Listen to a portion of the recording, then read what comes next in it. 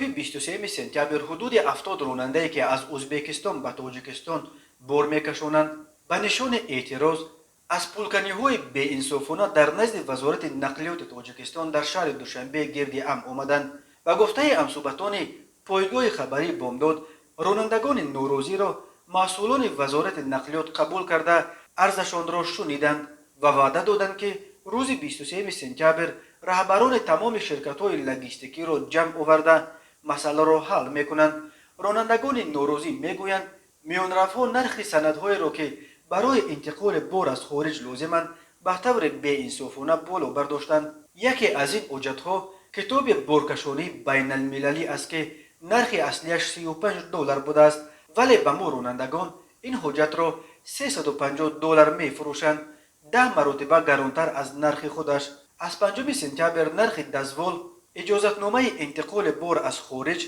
از 60 دلار قبلی تا به 140 دلار بالا رفت. شرکت‌های میانرفت این را به کمبودی بلانک ربط می‌دادند و می‌گفتند که بعد جشن استقلالیت حل می‌شود مشکل، ولی نشد، نقل کرد یکی از رانندگان.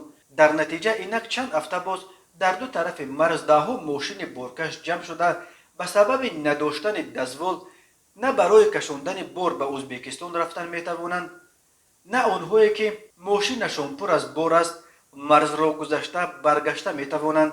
برخی رانندگان مجبور شدند محصولاتی از ازبکستان بار کردهشان را از ماشینهایشان فرورند چون که آن را سر وقت رساندن نمیتوانستند. رهبر یکی از شرکت‌های نقلیات در صحبت به بامداد گفت بعد جشن استقلالیت برعکس بدتر شد. میانروا از 15 سپتامبر به این طرف برای یک دزوال از 300 تا 400 دلار طلب کردند. اینش دیگر بدنفسی بیش از حد بود. شرکت ما چند دزوال پیشتر خریده‌مان را به رانندگان تقسیم کرد و دیگر کار را پس کرد، ولی راننده ها بیکار ایستادن نمیتوانند. زندگی آنها از حساب چرخیدن چرخ ماشین هایشان است. جان رانندگان به لبشان رسید، طاقتشان جمع شد و صبح 23 سپتامبر همه به وزارت آمدند. رئیس خدمات وزارت گفت نرخ رسمی دزوال همگی 84 سومونی است، چرا به شما 300 400 دلار میفروشند؟ ببینید به دولت همگی 84 سومونی میدادند و خودشان یک کاغذ را 50 مرتبه قیمتتر میفروختند. برای مقایسه نرخ دزوال برای ورود به روسیه 10 دلار، برای رانندگان از تاجیکستان حتی بی پول و به ازبکستان از 8 تا 10 دلار است. در تاجیکستان به انصافا نرخ آن را تا 400 دلار خیزاندند. میگویند با علم رانندگان نوروزی دزوال حجت رسمی است که همچون اجازتنامه برای به کشور کشاندن بار در هر کشور آن را وزارت نقلیات توسط اتحادیه‌های نقلیات بین المللی می‌دهد. در تاجیکستان تقسیم دزوال توسط اساسیاسیا международного автомобильного транспорта республики تاجیکستان صورت می‌گیرد. معمولاً این اجازتنامه‌ها را بین شرکت‌های لوجستیکی به این نهاد نزدیک یعنی خودی تقسیم می‌کنند و سپس آنها این حجت‌ها را به شرکت‌های نقلیاتی و رانندگان می‌فروشند.